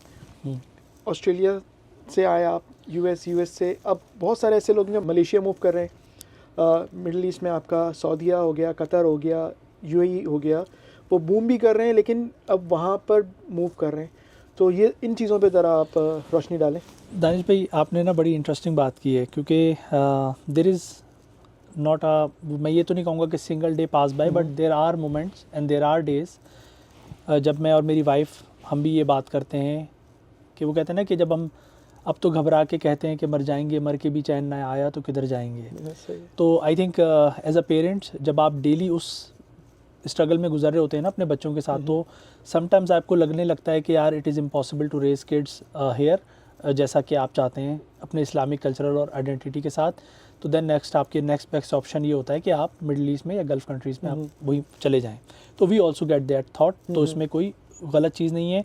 या जो लोग सोच रहे हैं या सोचते हैं वो आई थिंक वो भी उस फेज से गुजर रहे होते हैं, तो दीज थाट्स कम, बिकॉज एक इंसान नेचुरली सॉल्यूशन की तरफ जाता है। तो this is the best option available, west में तो नहीं है वो अवेलेबल। फिर मैं पीछे आऊँगा उस सवाल पे जो आपने ओरिजिनली पूछा कि क्या चैलेंजेस मैंने फेस किए। देखें, आई थिंक मेरे बच्चे अभी, बड़ा बेटा जो है दाइन 11 साल का है, 12 साल का होने वाला है, बेटी जो है वो भी 8 साल की है। तो मैं ये तो नहीं कहूँगा कि मैंने बहुत सारे चैलेंजेस फेस कर लिए हैं। I think I am starting to face those challenges जो कि मुस्लिम पेरेंट्स फेस करते हैं। फियर्स तो आना शुरू हो फियर्स जाते तो हैं, एग्जैक्टली, मतलब फियर्स आना फियर्स शुरू तो हो जाते बिल्कुल हैं कि हैं, हाँ, और exactly. वही फियर्स जो हैं I think driving a lot of decisions that I am taking और my wife is taking for our family, and we are on the same page on so many things just because के हम चाहें ना चाहें, but I think this is something that needs to be done कि हमारे बच्चे। 3 चीज़ें हैं जो मैंने रिसर्च की है, इंडिया, पाकिस्तान और बांग्लादेश से जो पेरेंट्स या जो लोग यंग लोग माइग्रेट करते हैं और फिर सेटल होते हैं वेस्टर्न कंट्रीज़ में, चाहे वो यूरोप हो, चाहे वो ऑस्ट्रेलिया न्यूजीलैंड हो या अमेरिका कनाडा हो, उनके जो फियर्स हैं या जो कंसर्न्स हैं as a parent, Muslim parent, सबसे पहला सबसे इम्पॉर्टेंट जो सबसे ज़्यादा आप रिकॉर्ड्स में उठा के देख लें जितनी भी रिसर्च हुई है, वो है इस्लामिक आइडेंटिटी लूज़ करने का डर, कि हमारी जनरेशन्स में, हमारे बच्चों में जो इस्लामिक आइडेंटिटी है या इस्लामिक वैल्यूज़ हैं वो लॉस्ट हो जाएंगी, और हमारे बच्चे जो हैं जो बिल्कुल कल्चरल और जो मीडिया का जो वेस्टर्न इन्फ्लुएंस है उसकी वजह से वो अपने जो वो कहते हैं ना कि बराए नाम मुसलमान रह जाएंगे। जी जी, उनको सिर्फ ये पता होगा कि हम मुसलमान हैं या मेरे पेरेंट्स मुसलमान थे, but what it means to be a Muslim वो शायद उनको नहीं पता हो आगे जनरेशन में। अभी मैं कहीं पढ़ रहा था, कहीं मेरे नज़र से एक तहरीर गुजरी कि जब आप माइग्रेट करते हैं किसी भी माशरे में, अपना माशरा छोड़ के अपनी आइडेंटिटी चेंज करते हैं, तो 4 से 5 जनरेशन ऐसी होती हैं, मतलब जैसे we are first generation Muslims हैं और हम लोग पाकिस्तानी हैं। अब हमारी जो 5वीं पीढ़ी यहाँ होगी, there is a very big chance, Allah ना करे, लेकिन according to that study there is a very big chance कि हमारी जो 5th जनरेशन होगी उसका पाकिस्तान से दूर दूर तक कुछ लेना देना नहीं होगा, और उसका अल्लाह ना करे इस्लाम से कुछ लेना देना नहीं होगा। और वो जो स्टडी थी उसको उन्होंने मेरे ख्याल में साउथ अफ्रीका और मोज़म्बिक वहाँ की कुछ एग्जांपल्स दी थी कि वहाँ पर पाकिस्तानी और अरब कंट्रीज़ के लीबिया और इन अरब कंट्रीज़ की जो 5 से 6 जनरेशन लोग माइग्रेट किए थे for better opportunities. Financially they are very well settled, but you know अगर आप उनको एक मतलब इस्लामी फैमिलीज़ के उससे, तो they are just as like नाम के मुस्लिम रह चुके हैं।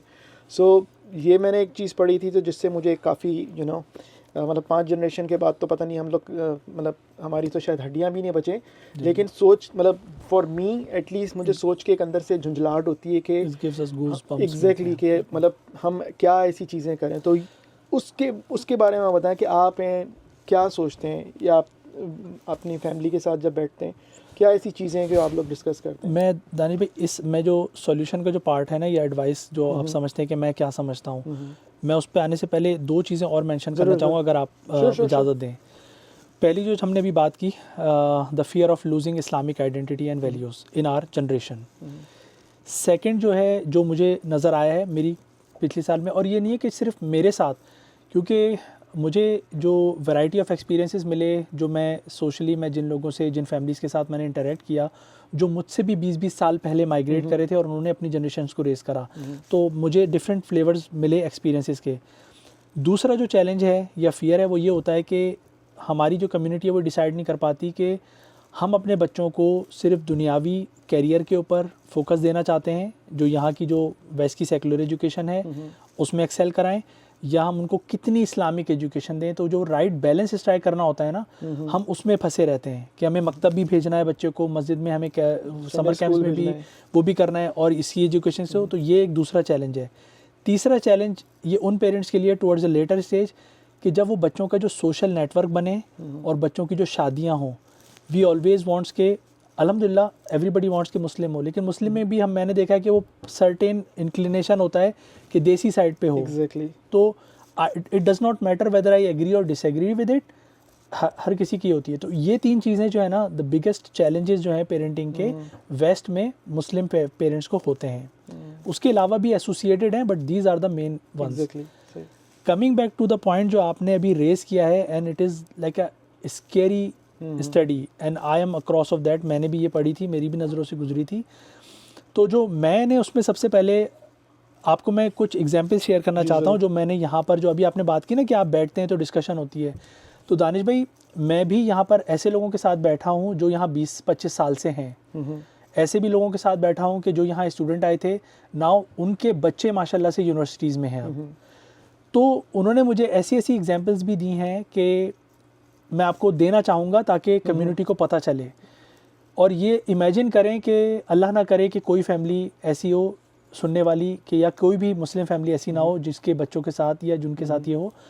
एक साहब ने डॉक्टर को किसी को कॉल किया, सॉरी उनके पास कॉल आई, तो नेचुरली हम मुसलमान हैं, हम जब फ़ोन उठाते हैं तो हम अस्सलाम वालेकुम वरहमतुल्लाहि वबरकातुहू कहते हैं, तो उन्होंने सलाम किया अस्सलाम वालेकुम। तो जो दूसरी तरफ से जो कॉलर जिसने कॉल की थी उन्होंने वालेकुम अस्सलाम बड़ी प्रॉपर जवाब दिया। तो उसके बाद जो कॉलर था उसने कहा कि आर यू मुस्लिम? तो जो साहब थे जो मेरे दोस्त हैं उन्होंने कहा हाँ अल्हम्दुलिल्लाह आई एम मुस्लिम। तो उसने कहा oh my father was a Muslim as well. तो वो साहब शॉक हो गए, उन्होंने कहा कि what do you mean your father was Muslim, are you not Muslim? तो उसने कहा no I am not Muslim, I am reverted.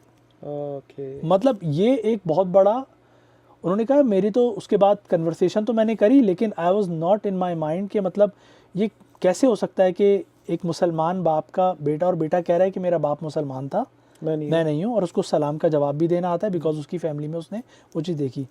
एक और एग्जाम्पल मुझे मिली कि एक जगह पे एक साहब मुसलमान थे, वो रेस्टोरेंट पे थे, ऑब्वियसली यहाँ पे आपको पता है हलाल ऑप्शंस नहीं होते बहुत सारे बड़े, तो जो आपके पास ये भी एक बड़ा मसला है। तो आपके पास जो वर्स्ट केस सिनेरियो होता है, अगर आप कहीं घर से दूर हैं या बाहर हैं या किसी ऐसी जगह पे जहाँ पे आप हलाल नहीं खा सकते, वेजिटेरियन, तो आप वेजिटेरियन ऑर्डर करते हैं। तो वो एक जगह पे खड़े हुए ऑर्डर दे रहे थे और अल्हम्दुलिल्लाह उनकी दाढ़ी थी, बारिश थे, अपीयरेंस से भी वो मुसलमान लग रहे थे। तो उनके साथ एक वेस्टर्न अपीयरेंस का बंदा था, उसने पलट के पूछा कि why you are not ordering like any meat dish और समथिंग। तो कन्वर्सेशन समहाउ स्टार्टेड, तो उन्होंने कहा बिकॉज इट्स नॉट हलाल। तो उसने बोला ओ हलाल, oh yeah I heard that my family used to eat हलाल। तो उन्होंने कहा what do you mean, are you from a Muslim family? तो उसने कहा yes I am from a Muslim family. तो वो सब शॉक हो गए। तो उन्होंने कहा कि so you don't eat, you can eat anything? तो उसने बोला या I can eat anything, I am a Muslim but I don't differentiate, मैं सब खा लेता हूँ। सही। तो ये भी एक एग्जाम्पल थी। और थर्ड एग्जाम्पल जो थी, जो मैं आपको ये इसलिए शेयर कर रहा हूँ कि मैं अपने लोगों के साथ शेयर करना चाहता हूँ कि अल्लाह ना करे जो लोग चाहते हैं दीन को महफूज रखना अपनी नस्लों में, किसी के साथ ऐसा ना हो कि एक फैमिली जो कि इंटर स्टेट माइग्रेट कर रही थी, तो उन्होंने मूवर्स बुलाए थे अपने घर में। सही। तो जब मूवर्स आते हैं तो वो सामान को पैक कर रहे होते हैं, सारे सामान को समेट रहे होते हैं, तो उनके घर में जाय नमाज रखी हुई थी। तो जो मूवर्स जो थे उसमें एक लेडी थी, तो जब उसने देखी तो उसने बोला oh is it a prayer mat? तो उन्होंने कहा हाँ ये प्रेयर मैट है हमारी। तो उसने बोला कि I saw this at my grandma's home, my grandma used to pray on it, can I keep it because I love this? Okay. तो उन्होंने कहा हाँ you can have it, but what it tells के उनकी दादी इस्लाम को मुस्लिम थी, और ये भी मुस्लिम ही होंगे, लेकिन now they have lost their religion, क्योंकि उनको ये सिर्फ पता है कि हमारी दादी इस पे नमाज़ पढ़ती थी, जाए नमाज पे, और ये प्रेयर मैट होती है। वैसे मतलब एक हम काफ़ी चीज़ सुनते हैं कि यूरोप में, अमेरिका में इस्लाम फैल रहा है, मतलब maybe I might be wrong, लेकिन हम लोग ये भूल जाते हैं कि वो इस्लाम की जो फॉर्म है, या मतलब वो इस्लाम फैल रहा है जो पाकिस्तान में जिनको गैर इस्लामी बोला जाता है। तो मैं कहीं पढ़ रहा था कि यूरोप हो गया, ऑस्ट्रेलिया, मतलब अमेरिका हो गया, और कनाडा ख़ास तौर पे, और जर्मनी, वहाँ इस्लाम फैल रहा है। उसमें हम लोग मतलब एक गलत परसेप्शन में ही कि वो इस्लाम की जो मतलब दूसरों के लिए अगर गैर मुस्लिम है उसको आप बताएंगे कि I am a Muslim, but वो मतलब एक ये भी चीज़ है, मतलब आई डोंट थिंक सो कि ये स्टेटमेंट सही है कि जिस तरह से इस्लाम इस वक्त इस्लाम को मेरे हिसाब से इस्लाम को फैलाने से ज़्यादा ज़रूरी है जो इस्लाम है उसको बचाना। मैं दानिश भाई इसमें थोड़ी सी एडिशन करूँगा। ये जो स्टडी है ये गलत नहीं है। सही। इस तरह से मैं आपको एक मिसाल देता हूँ, बिकॉज मेरा कैरियर जो है बैंकिंग में ज़्यादा गुजरा है, तो हम पोर्टफोलियो एनालिसिस करते थे ना, तो अगर हम मुसलमानों को एक पोर्टफोलियो समझ लें कि अगर मुस्लिम जो है वो एक पोर्टफोलियो है हमारा मुसलमानों का, तो अक्सर आपने देखा होगा कि आप बहुत सारे क्रेडिट कार्ड्स या आप बहुत सारे बैंक अकाउंट्स खोलते हैं, लेकिन you never do transactions on those. सही सही। ठीक है, तो आप बैंक के कस्टमर तो हैं, लेकिन आप ना बैंक से ट्रांजेक्शन कर रहे हैं, ना आप अकाउंट में आपने पैसा रखा खाता हुआ है। नहीं खोला अपना। खाता नहीं खोला, या पहले आप कभी यूज़ करते थे, अब आहिस्ता आहिस्ता आप किसी और बैंक से ट्रांजेक्शन्स कर रहे हैं, उस बैंक के अकाउंट को आप यूज़ नहीं कर रहे। तो बैंकिंग टर्म में इसको कहते हैं dormant customers. Dormant customers means कि ये इनएक्टिव हैं। तो और एट द सेम टाइम जो सेल्स वाले होते हैं, वो सेल्स वाले अपना काम कर रहे होते हैं, वो बैंक में नए कस्टमर्स को भी नए अकाउंट्स खोल रहे होते हैं। तो हो सकता है उसमें वो नए कस्टमर जो है वो प्रॉपर बैंकिंग कर रहे हो। तो जो हम बात कर रहे हैं कि इस्लाम फैल रहा है, तो हमें ये देखना है कि जो इस्लाम फैल रहा है कि जो नॉन मुस्लिम्स अब रिसर्च करके या अपने उस सिस्टम से या उस वेस्टर्न लाइफ स्टाइल से फेड अप होके they are embracing Islam. So they are coming in to the Islam and they are following it properly. लेकिन जो एग्जिस्टिंग जो के बॉर्न मुस्लिम्स हैं, जो उनकी जनरेशन्स रेज हो रही हैं, दे आर बिकमिंग डोरमेंट। कि वो मुसलमान तो हैं but they are not following Islam जैसा कि वो करना चाहिए। सही सही सही। तो ये जो मुझे एनालिसिस से मुझे समझ में आता है कि जो, और यही वो हमारा फियर है जो हम आज बात कर रहे हैं। Exactly. कि वी बीइंग ऑलरेडी मुस्लिम्स, हमारी जनरेशन्स डोरमेंट ना हो जाएं, कि वो उनको ये तो हो कि हाँ मैं मुस्लिम हूँ, या मेरा बाप अल्लाह ना करे मुसलमान था, लेकिन मैं सब खा लेता हूँ और मुझे जो है मैं अब एक फॉलो नहीं करता, प्रैक्टिसिंग मुस्लिम नहीं हूँ। ये वो चीज़ है जो कि सबसे ज़्यादा स्केरी है। तो जो क्वालिटी ऑफ मुस्लिम्स है उन मुस्लिम्स में जो कि जनरेशनल मुस्लिम्स हैं, वो इंटैक्ट रहनी चाहिए। And eight the same time जो लोग एक्सेप्ट कर रहे हैं इस्लाम को, जो कि पहले मुस्लिम नहीं थे और अब वो इस्लाम में आ रहे हैं, वो तो मैंने पर्सनली देखा है कि वो बहुत ज़्यादा उसको फॉलो करते हैं, अनलेस के फॉर सम रीज़न वो वापस चले जाएं।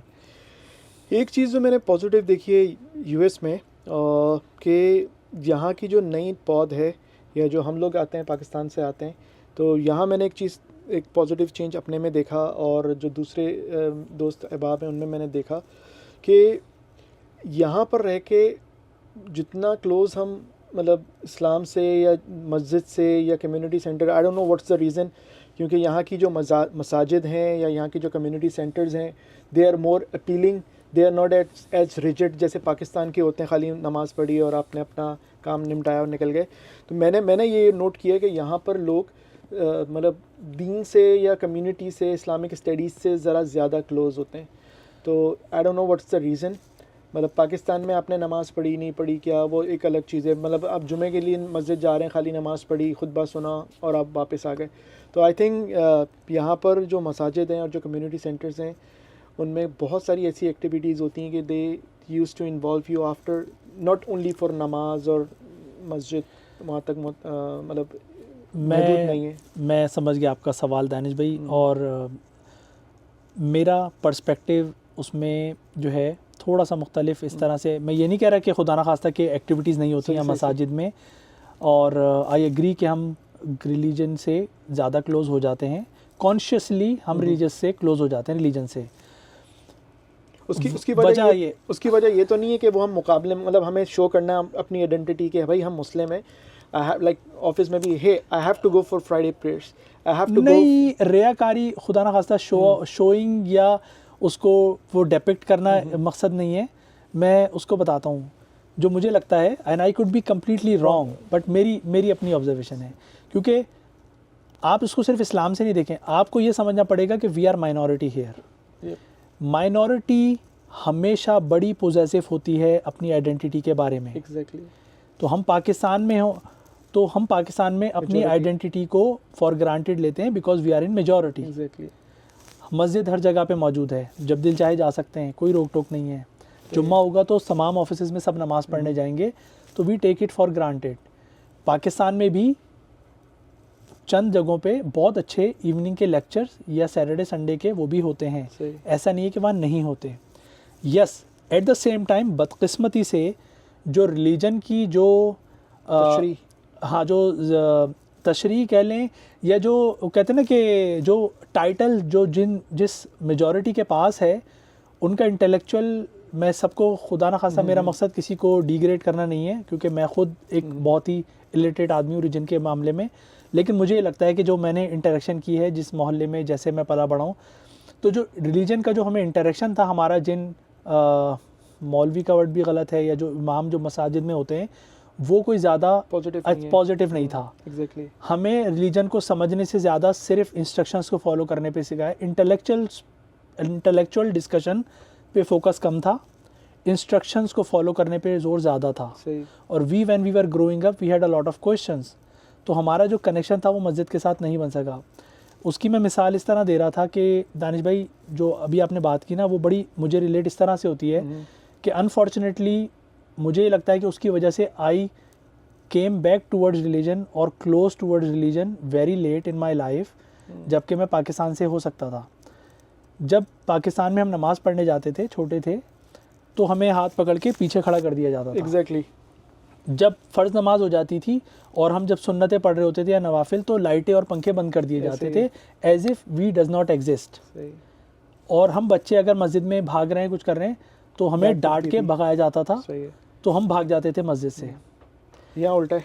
ठीक है, लेकिन उसमें एक फ़र्क पता है क्या आया, कि जब उसी मस्जिद में जब किसी दूसरे इलाके से कोई जमात आती थी तबलीग के लिए, या कोई लेक्चर हो रहा होता था, तो वो लोग फिर एक गश्त पे निकलते थे राउंड पे, और सबको गैदर करते थे कि मस्जिद आओ, वो हो रही है।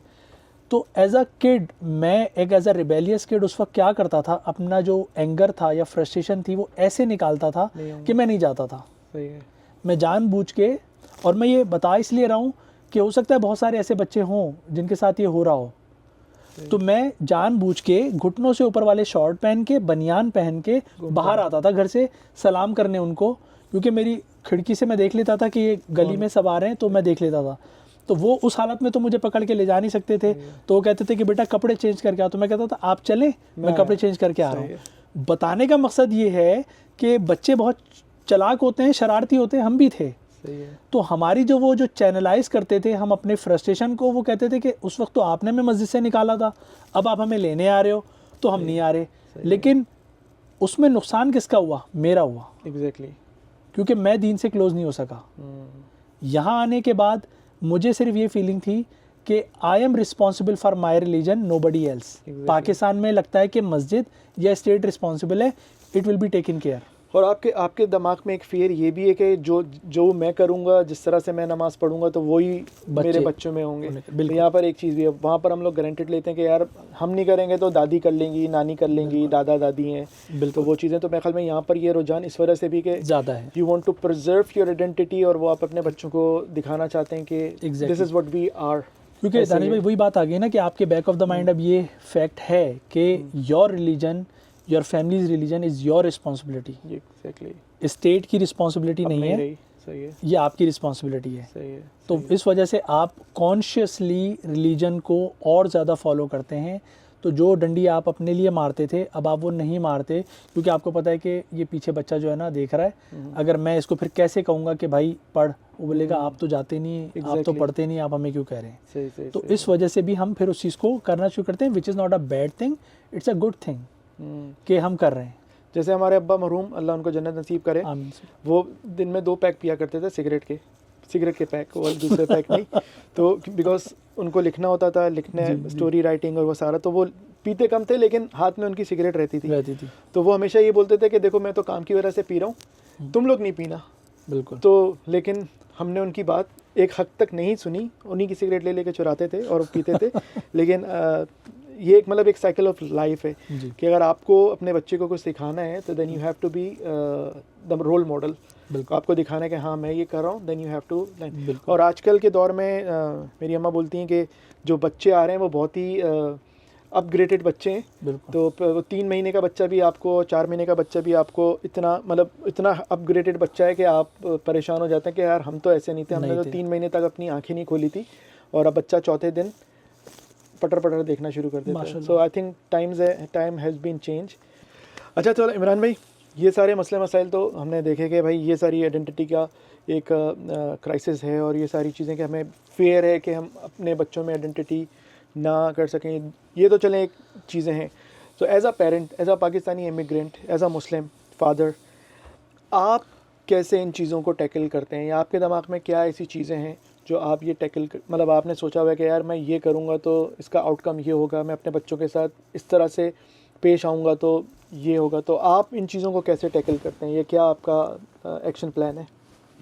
दानिश भाई, आप यकीन करें, वो होता है ना कि रोज़ लिखते हैं और फिर रोज़ मिटा देते हैं, तो कोई ऐसी फार्मूला या कोई सक्सेस की स्ट्रेटजी तो वर्कआउट नहीं हुई भी, और कोई सिंगल फार्मूला है भी नहीं, यूनिवर्सल फार्मूला जिसके ऊपर सारे कोई पेरेंट कर सके। हाँ, लेकिन कुछ चीज़ें हैं जो मैंने समझी हैं और मैंने अपनी लाइफ में अपनी वाइफ के साथ अपने घर पे अप्लाई करना शुरू की हैं। और अब यकीन करें, मैं ये इसी नीयत के साथ शेयर कर रहा हूँ कि I am not an authority, कि मैं कोई पेरेंटिंग के ऊपर अथॉरिटी हूँ कि मैं सबको बता रहा हूँ क्या है। मुझसे ज़्यादा लोग समझदार हैं और माशाल्लाह से बहुत अच्छा फैमिलीज़ रेस कर रहे हैं। पर्सनली मैंने 3 चीज़ें की हैं। सबसे पहली चीज़ ये है कि मैंने अपनी वाइफ के साथ और हमने अपना एक फैमिली चार्टर बनाया है, जिसको मैं कहता हूँ चार्टर्ड ऑफ जनरेशन। मेरे माइंड में है कि मैंने क्यों माइग्रेट किया था पाकिस्तान से यहाँ पे, और मैं क्या चाहता हूँ कि ये चीज़ें हैं जो मेरी फैमिली में या जनरेशन्स में आगे चलनी चाहिए। इस पे कोई कॉम्प्रोमाइज़ नहीं है। सही। दूसरी चीज़ क्या है? कॉस्ट, कि हम कॉस्ट पे करते हैं किसी भी चीज़ को अचीव करने के लिए। ऐसे ही है। तो वो क्या कॉस्ट है जो मैं पे करने के लिए तैयार हूँ उन फैमिली वैल्यूज़ या रिलीजियस वैल्यूज़ को सेव करने के लिए या प्रिजर्व करने के लिए अपनी फैमिली में, और वो कौन सी कॉस्ट है जो मैं पे नहीं कर सकता। सही। मिसाल ऐसी है कि ऐसे भी पेरेंट हैं जो आए यहाँ पे इकोनॉमिक माइग्रेशन की, और उनका सिंगल फोकस था कि उनके बच्चे यहाँ कैरियर पे पीक पर जाएं, और माशाल्लाह they have achieved it. They might have thought it about it और not, they may have compromise और कॉस्ट किस क्या दी उन्होंने? रिलीजन की, कि उनके बच्चे शायद बराए नाम मुसलमान रहे, या वो जुम्मे में एक दफ़ा नमाज़ पढ़ने जाते हों, बाकी 4-5 दिन नहीं पढ़ते नमाज, या सिर्फ ईद की एक नमाज़ पढ़ने जाते हों। वो हर किसी का एक लेवल है, हर फैमिली का एक सेपरेट लेवल है। और मैं ये नहीं कह रहा कि कोई गलत है सही है, हर कोई अपनी फैमिली के हिसाब से बेटर डिसीजन मेकर है कि क्या ये सही है या गलत है। मैं किसी को गलत या सही कहने की पोजीशन में नहीं हूँ। तो वो मैंने डिसाइड करना है कि मेरी जो फ्यूचर जनरेशन है, do I want them to be Quran पाक पढ़ रहे हो डेली, 5 वक्त की नमाज़ पढ़ रहे हो, रोज़े सारे रख रहे हो, सारे अरकान पूरे कर रहे हो, और ख़ुद उनको पता हो कि इस्लाम क्या है, ये चीज़ें। या मैं ये चाहता हूँ कि वो सिर्फ जुम्मे को जाएं और महीने में एक दफ़ा कोई रिलीजियस अटेंड कर लें, उनको पता हो कि इस्लाम क्या है, कि what are the degree of religiousness, degree of religiousness क्या होनी चाहिए, तो वो आप डिफ़ाइन कर लें। मैं ये नहीं कहूँगा कि जो मैंने डिफ़ाइन किया सब वही करें, हर कोई खुद कर सकता है। सही है। दूसरी चीज़ कि क्या कॉस्ट है, अगर उस रिलीजियस लेवल को, रिलीजियसनेस को अटेन करने के लिए अगर मुझे कोई सोशल टाइज कट ऑफ करने पड़ रहे हैं, या मुझे अपना कैरियर को थोड़ा सा पीछे करना पड़ रहा है, कि मैं कोई एक बहुत high paying career executive position ले सकता हूँ, but I am letting it go because I want to stay under the radar, एक कंफर्टेबल लेवल ऑफ वर्क में, ताकि मैं अपना टाइम अपनी फैमिली को दे सकूँ। तो I am paying that cost and I am ready to pay that. तो ये डिसाइड कर लें आप। तो ये चीज़ें बड़ी इंपॉर्टेंट। थर्ड, आपके टूल्स क्या हैं। टूल्स से मुराद, जैसे आपने एग्जांपल दी कि यहाँ पे जो मसाजिद हैं या जो इस्लामिक इंस्टीट्यूट्स हैं, वहाँ पे समर कैंप्स होते हैं या वहाँ पे वीकेंड प्रोग्राम्स होते हैं, आप समझते हैं कि उसमें आपने पार्टिसिपेट कराना है बच्चे को, that will be good enough to engage your kid into Islamic values, और जो फेमिलराइज करना रिलीजन के बारे में, और दोस्त बनाना जो कि सेम रिलीजन में आपके हैं। And if you are okay with that, या फिर आप चाहते हैं कि कोई स्ट्रक्चर्ड लर्निंग हो, हिफ्ज़ करवाना है, आलिम बनाना है, तो उसके लिए आपने, इट ऑल डिपेंड्स कि आपका क्या आपकी फैमिली चार्टर क्या है फॉर योर जनरेशन। एग्जैक्टली, कि आप क्या। तो मैंने वो वर्कआउट करके, तो अब मेरी वाइफ और मेरे लिए ईजी है, because we never get into an argument. हमारे पर टारगेट है। एग्जैक्टली, आपने बड़ा अच्छा समराइज किया। रोड प्लान, तो आप उस पे चल रहे हैं, आपको पता है कि एंड ऑफ द डे आपको क्या अचीव करना है। अगर आप 100% भी नहीं अचीव करते, लेट्स सपोज कि आपकी ख्वाहिश है कि आपका बच्चा यहाँ हाफिज़ बन जाए, बट अगर वो हाफिज़ नहीं बनता, बट उसको फिर भी पता है कि कुरान कैसे पढ़ते हैं, कुरान की हदीस क्या है, हदीसें क्या होती हैं, किस तरह सुन्नतें हैं, तो इट्स सो आप टारगेट के 100% अचीव नहीं किया, but you are at 80-90%. Exactly. तो आपके कहने का मतलब है कि you have to have a road plan और वो टूल्स सिस्टम और टूल्स. मैं अमूमन अपने दोस्तों को ये बोलता हूँ कि हम लोग तो मतलब बीना कराची वाला, बीना मतलब कराची में मेरी ऐसी होती थी कि सुबह जब घर से निकलते थे, दोपहर में भी दोस्तों के साथ खाना खा रहे हैं, शाम में पहुँचे तो दोस्त को फ़ोन किया, हाँ भाई क्या है, किधर कर रहे, किधर है, क्या कर रहा है, आ जा, चले जाए. अगर हमें कोई एक शर्ट भी ख़रीदनी है, ज़ैनब मार्केट जाना है, तो हम बोलते थे ग्रुप, उस वक्त खैर ग्रुप व्हाट्सअप तो नहीं होते थे, 4-5 दोस्तों को कॉल करते थे, क्या कर रहे हैं, अच्छा, जो फारिग होता था बोलता था आजा भाई ज़ैनब मार्केट जाना है, बॉल्टन मार्केट जाना है, तारिक रोड जाना है. तो हम लोग की तो ये एक एक्टिविटीज़ होती थी. मैं अपने यहाँ जो बच्चे हैं, सेकंड जनरेशन है, उनको ये बोलते हैं कि हम लोग यहाँ पर मतलब खुश हैं, अल्हम्दुलिल्लाह बहुत बेहतर हैं, लेकिन वो जो चीज़ें हम लोग मिस करते हैं, वो जो एक पंच आता है ना ज़िंदगी के अंदर, कि रात के 10-11 बजे आप जब देखते हैं या तो सब सोए पड़े या कोई कुछ नहीं, और पाकिस्तान में 10-11 बजे आप ढाबे पे बैठे हैं, रात 2 बजे तक गप्पें लग रही हैं. तो हम लोग वो चीज़ें सेक्रीफाइस कर रहे हैं. बिल्कुल. तो मैं अपने दोस्तों को और उनको ये बोलता हूँ कि आप जब ये चीज़ें सेक्रीफाइस कर रहे हैं, तो आउटकम आपका ये होना चाहिए कि आपका बच्चा यहाँ ही should be very well educated professionally, और ऑब्वियसली उनको दीन के बारे में, इस्लाम के बारे में, they should be a better human being first and they should be a better Muslim. अगर आप देख रहे हैं मेरी नॉलेज के और मेरी जो एक कैलकुलेशन है, अगर आप ये चीज़ें आपका बच्चा नहीं कर रहा, देन आपको इतनी बड़ी सेक्रीफाइस करना अपने घर वालों से, दोस्तों से, अपने बचपन की जगहों से. तो आई थिंक कि आपकी सेक्रीफाइस, आपकी जो कुर्बानियाँ हैं वो रंग नहीं ला रही. दानिश भाई, वो डिपेंड करता है पर्पस ऑफ माइग्रेशन पे.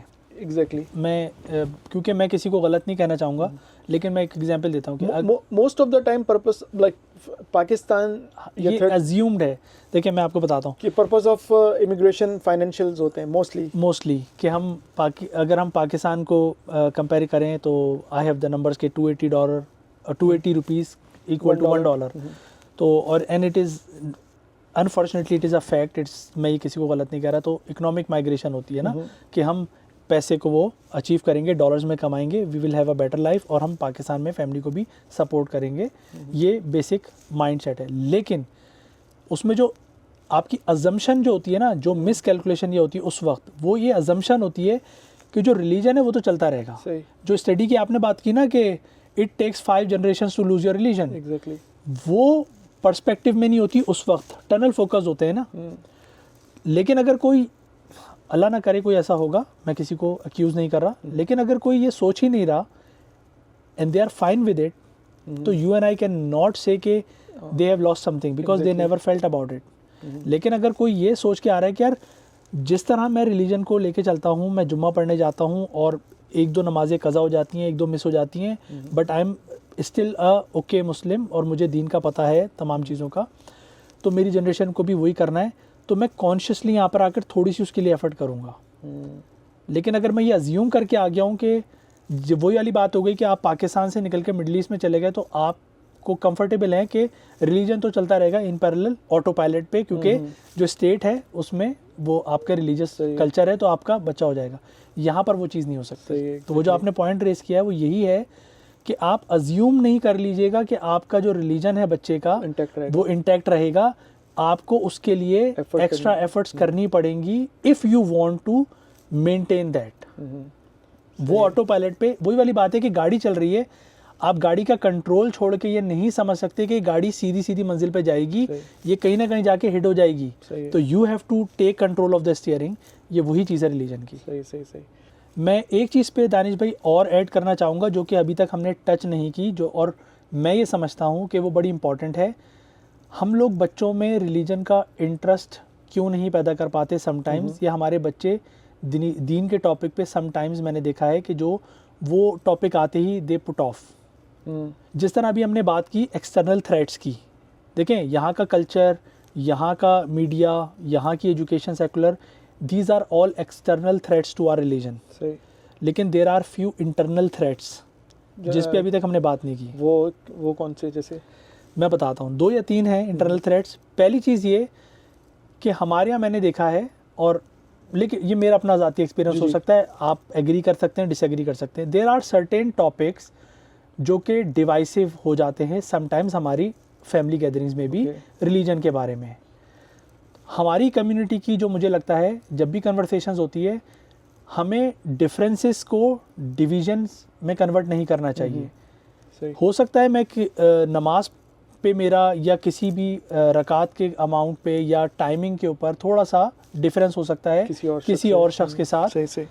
इट डज़ नॉट मीन कि हमारा डिवीज़न है या हमारे दरमियान आपस में कोई फ़र्क आ गया है या हमारे दरमियान आपस में कोई मसला है। इख्तिलाफ आपका किसी पॉइंट पे हो सकता है, आपसी नहीं हो सकता। सही।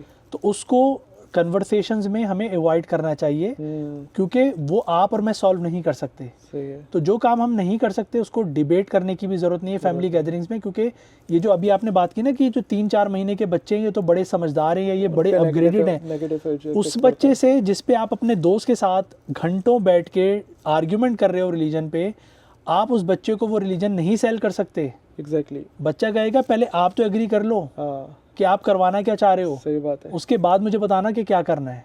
सही सही सही। दूसरी चीज़ ये है कि हमारे यहाँ जो मैंने देखा है, हम लोग we are forcing uniformity in the name of unity. ये जुमला बड़ा इंपॉर्टेंट है, बहुत हैवी है, मैं फिर रिपीट करूँगा।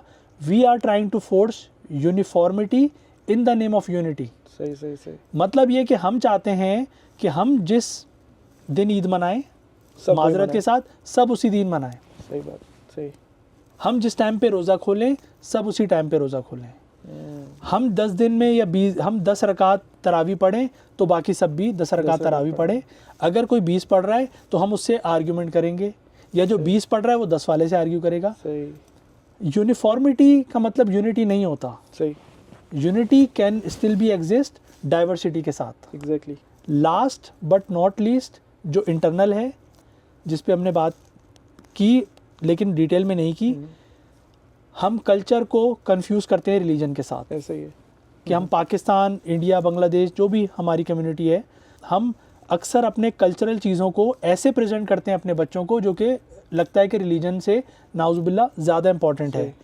और जब हम वही बच्चे जब मस्जिद में जाके या यहाँ के लेक्चर सुनते हैं स्कॉलर्स के, वो वहाँ पर वो उसको निगेट कर रहे होते हैं, तो हमारा बच्चा कंफ्यूज हो जाता है कि कहाँ किसकी सुने। सही है। और फिर जब हम अपने बच्चे को रिलीजन का कहने के बोलते हैं तो बच्चा हमसे फिर उस रिलीजन को वो बाय नहीं करता, कंफ्यूज हो जाता है माइंड। तो सबसे पहले हमें उन कल्चरल वैल्यूज़ को डिस्कार्ड करना होगा अपनी लाइफ से। हम पाकिस्तान छोड़ आए हैं, इंडिया या बांग्लादेश छोड़ आए हैं, तो वहाँ की वो कल्चरल वैल्यूज़ जो कि इस्लाम के साथ नहीं चलती या निगेट करती हैं, हमें उनको इमीडिएटली डिस्कार्ड करना चाहिए ताकि हमारा बच्चा कंफ्यूज ना हो। सही है सही है।